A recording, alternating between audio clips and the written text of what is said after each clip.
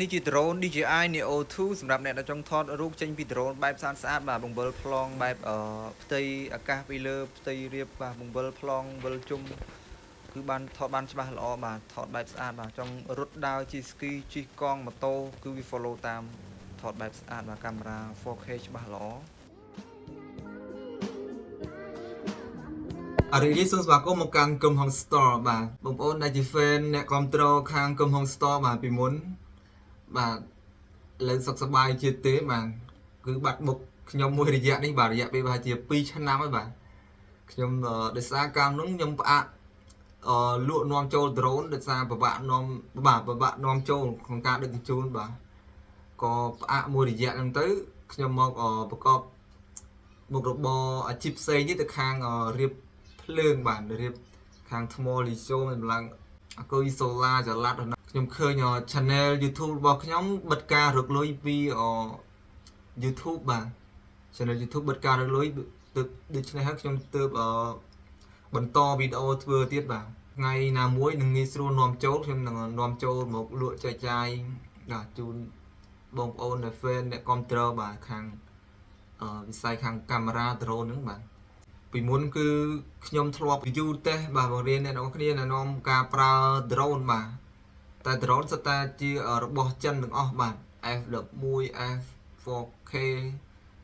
SG108 SG901 Pro យល់សរបស់ចិនបាទឥឡូវនេះគឺខ្ញុំចេញវីដេអូថ្ងៃនេះបាទគឺ unbox ជាមួយនឹង DJI Neo 2 បាទអានេះគឺឈុតមាន drone មួយហើយនឹងថ្មមួយបាទខ្ញុំ unbox review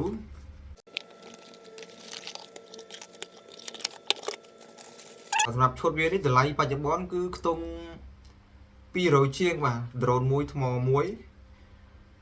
បើសិនបើជាមួយនឹងឈុត tele 300ជាងបើសិនបើឈុត combo ថ្ម3មាន hub សាកមាន tele បាទមាន tele remote ហ្នឹងកាបូបផ្សេងហ្នឹងគឺខ្ទង់400ជាងបាទចាប់ពី400ជាងហ្នឹងតម្លៃវានៅទីផ្សារបច្ចុប្បន្នហ្នឹងអានេះទូតែហោះអត់ចាញ់ខ្យល់ទេបាទពី gimbal បើកកាមេរ៉ាមក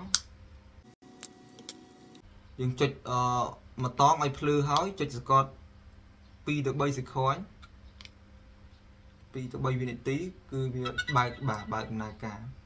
គឺសំឡេងនេះបាទឃើញ gimbal វាទប់លំនឹងបានល្អបាទ gimbal បាទពីមុខនេះឃើញពី follow ចុចចំហៀងខាងនេះចុច start follow តែម្ដង front យើងចុចម្ដងទៀត stop ដល់ពេលចំហៀងបេតុងនេះមួយទៀតបាទចំហៀងបេតុងនេះយើងចុចបដូរ mode វាបដូរ mode follow rocket បាទហោះជាលក្ខណៈ rocket ហោះពី zoom ពីចេញពីទីដីដល់លើអាកាសហ្នឹងបាទចុចបដូរទៀត drone helix close up highlight slow mo selfie shot បាទ follow យើងចុច start តែមួយមកគឺយើងអាចហោះបានបាទបញ្ជាដោយដៃក៏បានដែរយើងមិនចាំបាច់មាន tele ក៏បានបាទបញ្ជាលើដៃទៅទេក៏បានមិនចាំបាច់មានទូរស័ព្ទក៏បានឬក៏ចង់ភ្ជាប់មើលទូរស័ព្ទបញ្ជាលើទូរស័ព្ទក៏បានបាទមែនទេនេះមានអានេះមួយដូចមានអ្នកកាន់កាមេរ៉ាថតឲ្យយើងបាទថតប្រវល់បានគ្រប់ប្លង់តែម្ដងបាទ follow តាមយើងជិះកង់ជិះម៉ូតូបាទថត selfie ថតយន្តថតបានគ្រប់ប្លង់ទាំងអស់បាទមិនថាយើងដើររត់ដើរឆ្លងកាត់ឧបសគ្គបែបណាគឺ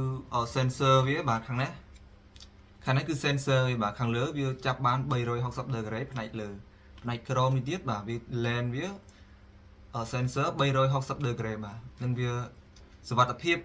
មួយជុំតែម្ដងហើយនឹង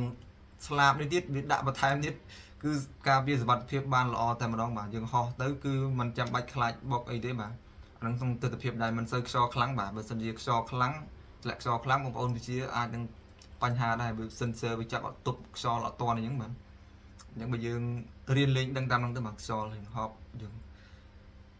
បោះ follow តាមយើងនឹងធ្វើដំណើរជិះកង់ម៉ូតូហ្នឹងគឺអែមតែម្ដងមកថតយើងបវលបានគ្រប់ប្លង់ស្អាតតែម្ដង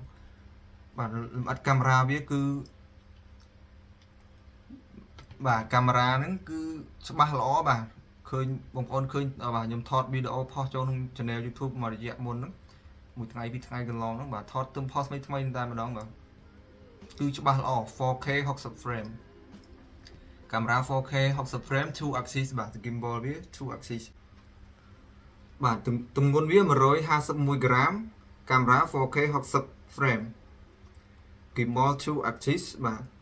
មុខងារវាfeature បាទ tracking follow តាមយើងថតគ្រប់បានគ្រប់ប្លង់បាទថតល្អណាស់មាននេះមួយដូចទៅកាន់កាមេរ៉ាថតប្លង់ឲ្យយើងបានល្អតែម្ដងបាទដូចមានអ្នកកាន់កាមេរ៉ាថតឲ្យយើងបាទថតច្បាស់ល្អបាទកាយវិការថតវិជាបាទ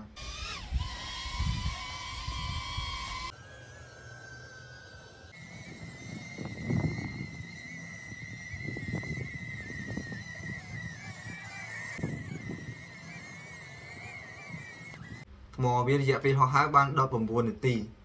អានឹងយើងហោះនៅទិដ្ឋភាពដែលអត់សូវមានខ្យល់ខ្លាំងអញ្ចឹងបាទបើសិនជាខ្យល់ទិដ្ឋភាពខ្យល់ខ្លាំងវាប្រឹងទប់កម្លាំងម៉ូទ័រវាដែលវាប្រើភ្លើងខ្លាំងគឺថយម៉ោងរយៈពេលតាមហ្នឹងឯងវាអាចបាន10នាទីជាង12 13នាទីអញ្ចឹងទៅបាទបើសិនជាទិដ្ឋភាពហោះទៅខ្យល់ខ្លាំងអញ្ចឹង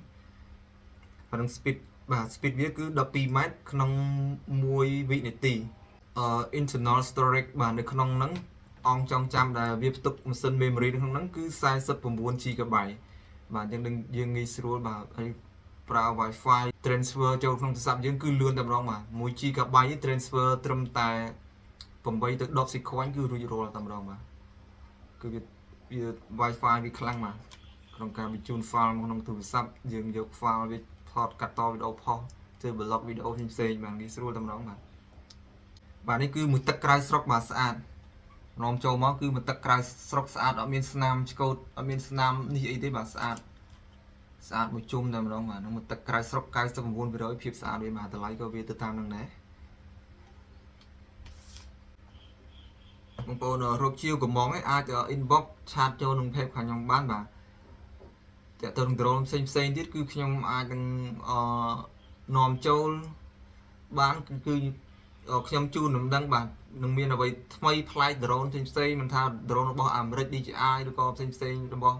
ចិនអីផ្សេងបាទគឺខ្ញុំនឹង update ជូនបាទផុសជូននៅក្នុង page TikTok និង channel YouTube បាទដូច្នេះខ្ញុំសូមបញ្ចប់វីដេអូទៅត្រឹមនេះជួបគ្នានៅវីដេអូក្រោយៗទៀតបាទខ្ញុំនឹងមានអ្វីថ្មីប្លែកទៀតខ្ញុំចែកជូនបងប្អូនទាំងគ្នាដឹងបាទកំហុង Store សូមអរគុណសូមជម្រាបលាបាទ